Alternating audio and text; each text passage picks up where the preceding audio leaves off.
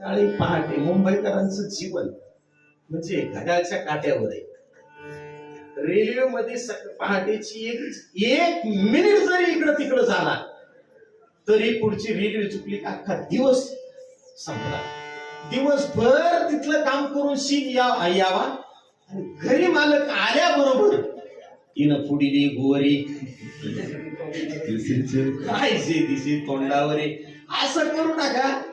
फक्त एक काम करा, मालक प्रसन्न संध्याकाळी दिसण्यासाठी आल्याबरोबर फक्त गोड स्मित हास्य करा. गोड स्मित हास्य करून त्यांना आल्याबरोबर खुर्चीवर बसवा. बसल्याच्या नंतर एवढंच म्हणा, पाठीवर हात फिरवा, डोक्यावर हात फिरवा आणि एवढंच म्हणा, खरंच आज जरा तुमचा चेहरा पडलेला नसला तरी आपण म्हणायचं खरंच चेहरा लईच पडल्यासारखा वाटतो. ती लगेच कळी फुलायला लागते.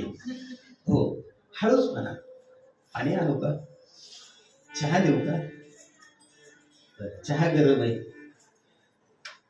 थंडा देऊ का, कोको कोला देऊ का,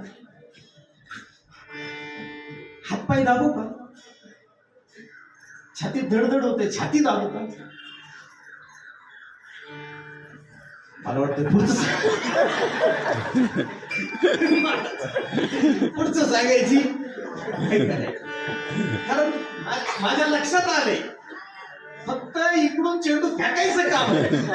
तुम्ही सुटणे हो. मी जरी तुमच्या समोर नवीन असलो तरी पण, आणि तुम्ही जरी माझ्या समोर नवीन असलात तरी भाषा ही लगेच लक्षात येऊन जाते. एवढं जरी बोललात ना तरीही आता गळा दाबू का म्हणायची गरज नाही, आहे का नाही. का थंडामध्ये एंडोसल्फानचा डबा देऊ का असं म्हणायची गरज नाही. पूर्ण केलं ना वाक्य.